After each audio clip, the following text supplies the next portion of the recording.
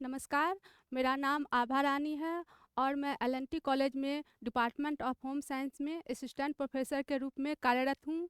आज मैं energy metabolism पे चर्चा करने जा रही हूँ।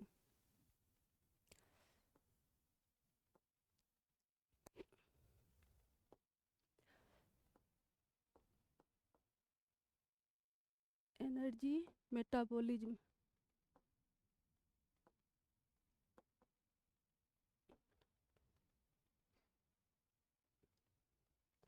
एनर्जी क्या है? Capacity of doing work is known as energy. कार्य करने की क्षमता को हम ऊर्जा कहते हैं। और मेटाबॉलिज्म क्या हुआ? हमारे शरीर के अंदर रासायनिक प्रक्रियाओं की श्रृंखला चलते रहती है, जिसके द्वारा हम जो भी खाते पीते हैं उसको ऊर्जा में कन्वर्ट किया जाता है। इसे हम मेटाबॉलिज्म बोलते हैं। हम सांस लेते हैं, हम जो भी खाते पीते हैं उसको पचाया जाता है। हमारे शरीर के अंदर बॉडी ब्लड का सर्कुलेशन होता है। हम प्रतिदिन डिफरेंट एक्टिविटी करते हैं, इसके लिए हमें ऊर्जा की आवश्यकता होती है। ये जो ऊर्जा का जो रिक्वायरमेंट होता है वो पर्सन टू पर्सन वेरी करता है। यानी कि जो भी ऊर्जा का रिक्वायरमेंट है वो हमारे वेट पे, एज पे, सेक्स पे, फिजिकल एक्टिविटी पर डिपेंड करता है।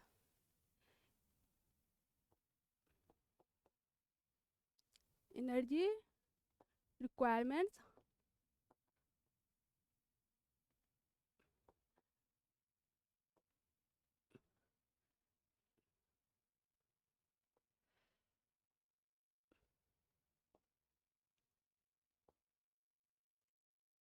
डिपेंड्स ऑन हाइट, दूसरा वेट, तीसरा सेक्स,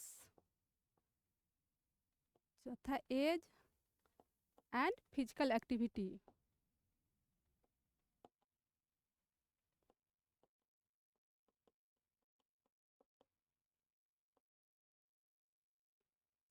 जो हमें प्रतिदिन एनर्जी की जो आवश्यकता होती है वो डिपेंड करता है हमारे हाइट पे, हमारे वेट पे, हमारे एज पे, हमारे सेक्स पे और फिजिकल एक्टिविटी। जो लंबे लोग होते हैं उन्हें ज़्यादा एनर्जी की आवश्यकता होती है। मोटे लोग को क्योंकि उनमें फैट ज़्यादा होते हैं तो उन्हें कम एनर्जी की आवश्यकता होती है। मेल की अपेक्षा सेम हाइट और वेट सेम हाइट और वेट के मेल की अपेक्षा फीमेल को कम एनर्जी की आवश्यकता होती है।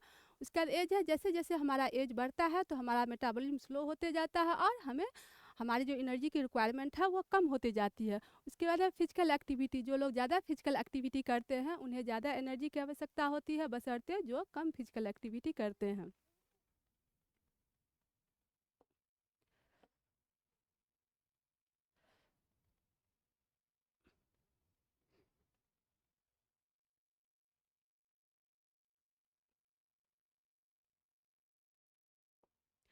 Now total energy requirement.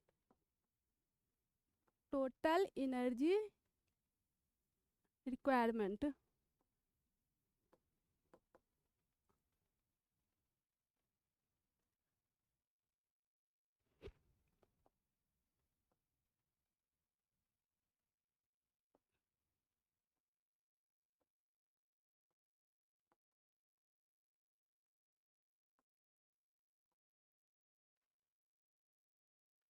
Total energy requirement हमारे बॉडी को डिफरेंट एक्टिविटी के लिए कितनी एनर्जी की आवश्यकता होती है। तो उसमें सबसे पहला है एनर्जी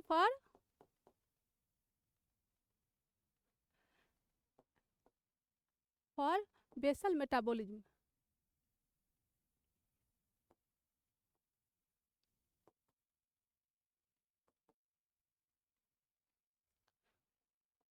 दूसरा है energy for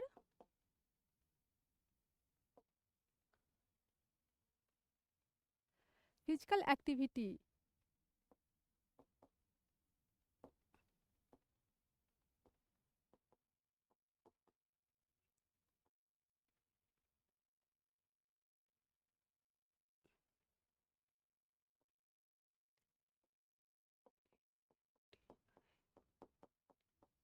activities.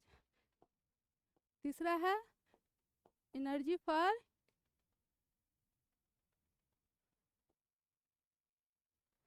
utilization of food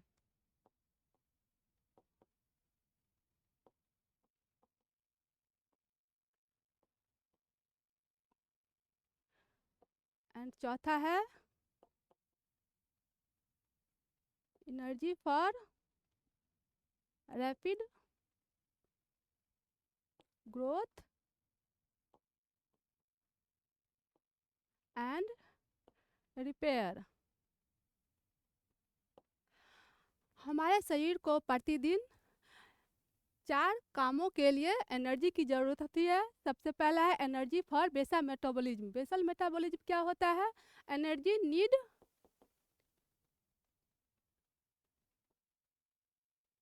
eight rest. हमारे शरीर को प्रतिदिन 4 कामों के लिए एनर्जी की आवश्यकता होती है। इसमें पहला है energy for basal metabolism. Basal metabolism क्या होता है? Energy need at rest. जब हम आराम की मुद्रा में रहते हैं तो भी हमारे शरीर को एनर्जी की आवश्यकता होती है, क्योंकि हमारे शरीर के जो इंटरनल्स ऑर्गन्स होते हैं, जैसे हार्ट है, किडनी है, लिवर है, लंग है, ये सब है, अपना वर्क करते रहते हैं। इस सब कामों को हम इनवॉलेंट्री एक्शन कहते हैं, अनैच्छिक क्रियाएं कहते हैं। जब तक हम जीवित रहेंगे तब तक ये क्रियाएं स्वतः होती रहती है हमारे शरीर के अंदर। तो इसके लिए हमारे शरीर को एनर्जी की आवश्यकता होती है। दूसरा है energy for physical activities.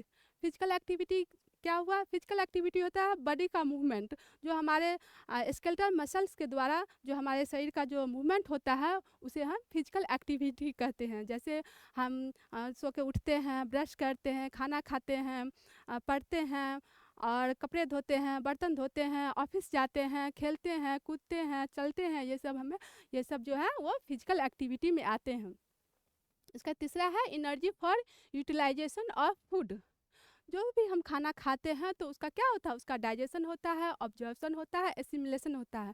Digestion क्या होता है? जो भी हम खाते हैं वो मैक्रो मॉलिक्यूल्स होते हैं, उनको तोड़ के माइक्रो मॉलिक्यूल्स में बनाया जाता है। फिर उसके बाद हमारे जो स्मॉल इंटेस्टाइन है उसमें जाके उनका ऑब्जर्प्शन होता है। फिर ऑब्जर्प्शन होने के बाद वो ब्लड के थ्रू हमारे डिफरेंट ऑर्गन्स में उन न्यूट्रिएंट्स को पहुंचाए जाते हैं। इसे हम एसिमिलेशन कहते हैं। तो जो भी हम खाते हैं उनका डाइजेशन, ऑब्जर्प्शन और एसिमिलेशन होता है, उसके लिए हमें एनर्जी की आवश्यकता होती है। चौथा है energy for rapid growth and repair. छोटे बच्चे में ग्रोथ बहुत ज़्यादा होता है, वो जल्दी जल्दी वृद्धि करते हैं, तो उन्हें ज़्यादा एनर्जी की आवश्यकता होती है। कुछ फिजिकल कंडीशन होते हैं, जैसे प्रेगनेंसी के दौरान ज़्यादा एनर्जी की आवश्यकता होती है। लैक्टेटिंग वुमन होती है, उन्हें ज़्यादा एनर्जी की आवश्यकता होती है।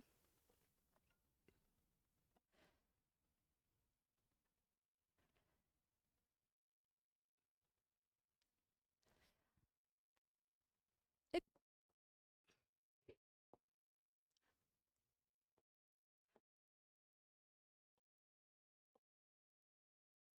प्रेग्नेंट वुमन को प्रतिदिन नॉर्मल वुमन की अपेक्षा एक्स्ट्रा 350 किलो कैलोरी एनर्जी की जरूरत होती है। लैक्टेटिंग वुमन को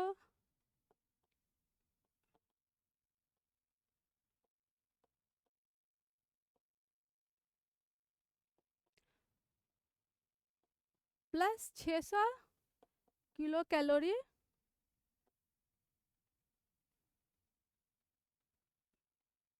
एनर्जी की आवश्यकता होती है।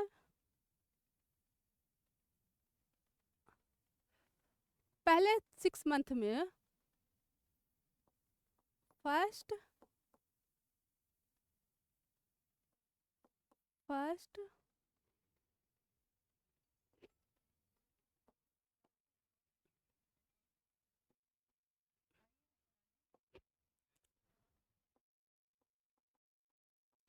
फर्स्ट 6 मंथ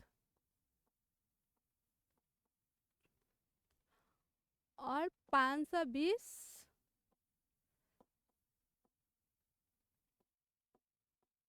किलो कैलोरी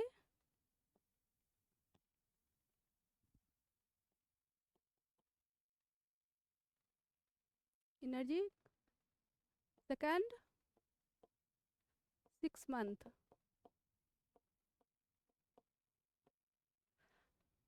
यानी कि प्रेग्नेंट वुमेन को नॉर्मल वुमेन की अपेक्षा 350 किलो कैलोरी ज़्यादा की ज़रूरत होती है। और जो लैक्टेटिंग वुमेन है, जो माताएँ दूध पिलाती है अपने बच्चों को, तो उनको पहले 6 मंथ में 600 किलो कैलोरी एनर्जी की ज़्यादा आवश्यकता होती है नॉर्मल वुमेन की अपेक्षा, और दूसरे 6 मंथ में 520 किलो कैलोरी एनर्जी की ज़्यादा आवश्यकता होती है एक लैक्टेटिंग वुमेन को नॉर्मल वुमेन की अपेक्षा। तो ये था energy for repair, rapid growth and repair. तो कुछ कंडीशंस हैं, जैसे मैंने बताया कि जो छोटे बच्चों में प्रेग्नेंट और लैक्टेटिंग वुमेन को ज़्यादा एनर्जी की आवश्यकता होती है। हाँ, कुछ कंडीशंस होते हैं, जैसे जल जाता है, कट जाता है, बहुत ज़्यादा ब्लड का लॉस हो जाता है उस कंडीशन में, या ऑपरेशन होता है उस कंडीशन में भी एनर्जी की आवश्यकता ज़्यादा होती है। कुछ बीमारियां ऐसी होती है, जैसे वेस्टिंग ऑफ मसल्स हुआ, ट्यूबरकुलोसिस हुआ, उसमें भी ज़्यादा एनर्जी की आवश्यकता होती है।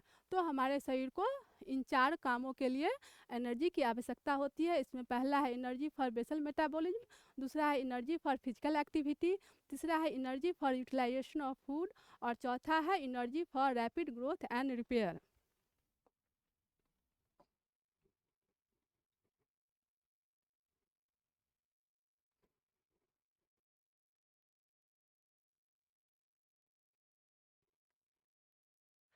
Now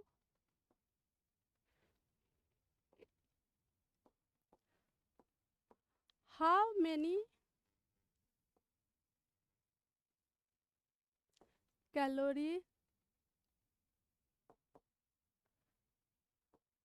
should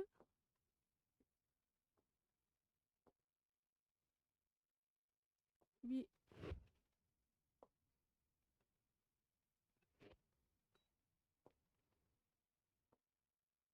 we take per day.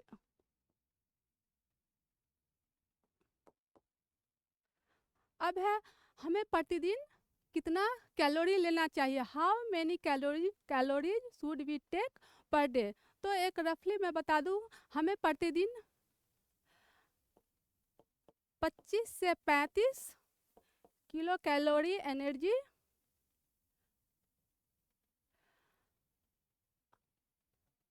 पर केजी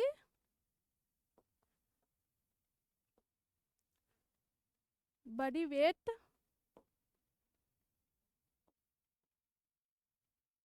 लेना चाहिए।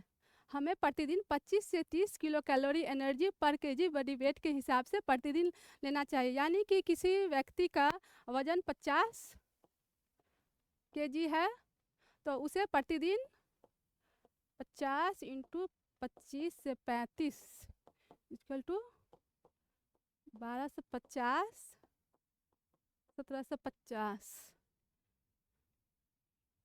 तो अगर किसी व्यक्ति का वेट जो है 50 केजी है, तो उसे प्रतिदिन 25 से 35 किलो कैलोरी एनर्जी के हिसाब से 1250 से लेकर 1750 किलो कैलोरी एनर्जी लेना चाहिए।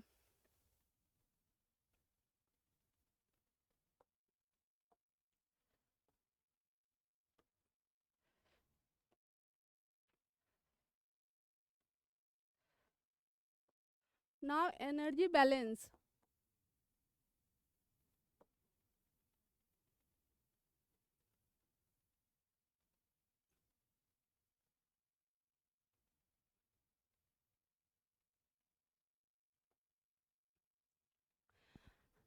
एनर्जी का और हमारे ओबेसिटी का डायरेक्ट संबंध है। अगर एनर्जी ज़्यादा लेंगे और जितना हमें एनर्जी की ज़रूरत है और उससे ज़्यादा हम एनर्जी लेंगे, तो वो क्या हो जाता है कि हमारे शरीर का जो एक्सेस जो एनर्जी है वो फैट में कन्वर्ट हो जाता है, और हमारे शरीर के विभिन्न पार्ट्स में जाकर, वो लेयर में जाकर जमा हो जाता है, जिससे क्या हो जाता है कि हमारा शरीर का वजन बढ़ जाता है और हम मोटापे के शिकार हो जाते हैं। इसलिए एनर्जी का बैलेंस होना बहुत ज़रूरी है।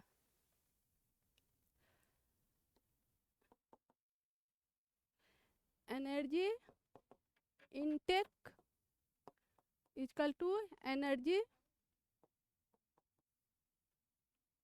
एक्सपेंडिचर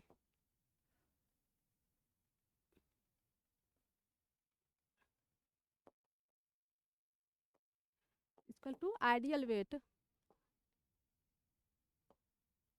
अगर हमारा एनर्जी इंटेक एनर्जी एक्सपेंडिचर के बराबर है तो हमारा आइडियल वेट होगा। अगर एनर्जी इंटेक ग्रेटर है एनर्जी एक्सपेंडिचर से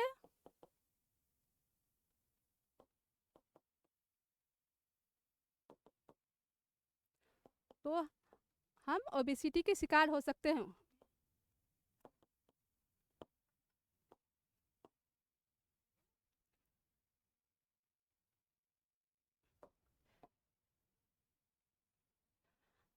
अब है कि हम कैसे अपने वेट को मैनेज करेंगे, तो इसके लिए सबसे ज़रूरी है कि हम अपने डाइट पे ध्यान दें। अगर हम अपना जो है डाइट पे अगर इस तरह का डाइट लेंगे जिससे कि एनर्जी हमें कम गेन हो और एक्सपेंडिचर ज़्यादा हो तो हमारा वेट मेंटेन हो सकता है। जैसे कुछ फूड्स होते हैं, जैसे आपका है नेगेटिव कैलोरी फूड।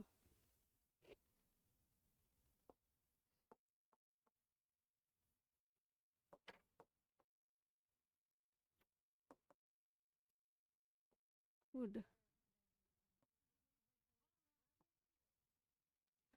कुछ फूड्स ऐसे होते हैं जिसमें कैलोरी बहुत कम होते हैं, लेकिन उन्हें पचाने के लिए हमें ज़्यादा एनर्जी खर्च करना पड़ता है। जैसे खीरा है, टमाटर है, गाजर है, ब्रोकली और हरी पत्तेदार सब्जियां हैं। इनमें क्या होता है, कैलोरी बहुत कम होती है, लेकिन इन्हें पचाने के लिए हमारे शरीर को ज़्यादा एनर्जी खर्च करना पड़ता है। तो ऐसे फूड को हम निगेटिव कैलोरी फूड कहते हैं। अगर हम अपने वेट को मैनेज करना चाहते हैं तो हमें अपने भोजन में ज़्यादा से ज़्यादा निगेटिव कैलोरी फूड को शामिल करना चाहिए। दूसरा है टर्म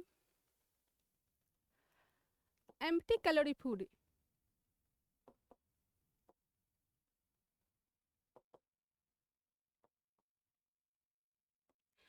कुछ खाद्य पदार्थ ऐसे होते हैं जिसमें केवल कैलोरी ही होता है और न्यूट्रिएंट्स नहीं होते। जैसे सॉफ्ट ड्रिंक्स हुआ, हेल्थ ड्रिंक्स हुआ, एनर्जी ड्रिंक्स हुआ, कुकीज़ है, केक है, डोनट्स है, कैंडी है। इस समय क्या होता है, एनर्जी बहुत ज़्यादा होता है, ये हमें तुरंत एनर्जी देते हैं, लेकिन इसमें न्यूट्रिएंट्स नहीं पाए जाते हैं। तो ऐसे फूड जो हैं वो हमारे मोटापा को बढ़ाने में काफ़ी हेल्प करते हैं। इसलिए ऐसे फूड को अगर हम अपने वेट को मैनेज करना चाहते हैं तो एम्प्टी कैलोरी वाले फूड को अवॉइड करना चाहिए।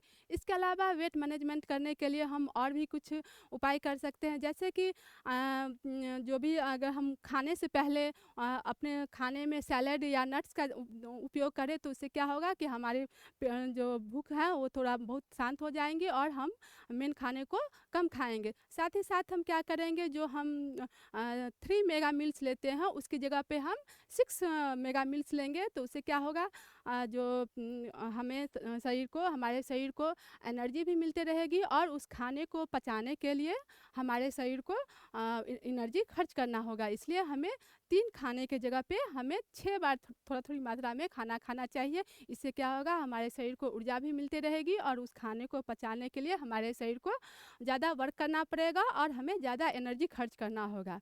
इसके अलावा चाय, कॉफ़ी में जो है एनर्जी बहुत ज़्यादा होता है, इसलिए इसे कम मात्रा में लेना चाहिए। उसके जगह पे पानी या अदर हेल्दी जो लिक्विड्स होते हैं जैसे छाछ हुआ, नींबू पानी हुआ, ये सब की मात्रा को बढ़ा देना चाहिए।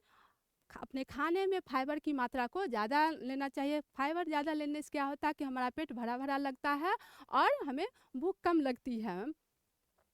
उसके अलावा हम कहीं भी जाते हैं तो सबसे पहले हम देखते हैं, बैठने की जगह ही ढूँढते हैं कि कहाँ हम बैठे। ऐसा नहीं करना चाहिए, जब भी मौका मिले तो हमें खड़ा हो जाना चाहिए। तो इन सब बातों को ध्यान में रख कर के हम अपने वेट को मैनेज कर सकते हैं और एक स्वस्थ हेल्दी लाइफ़ को व्यतीत कर सकते हैं। Thank you.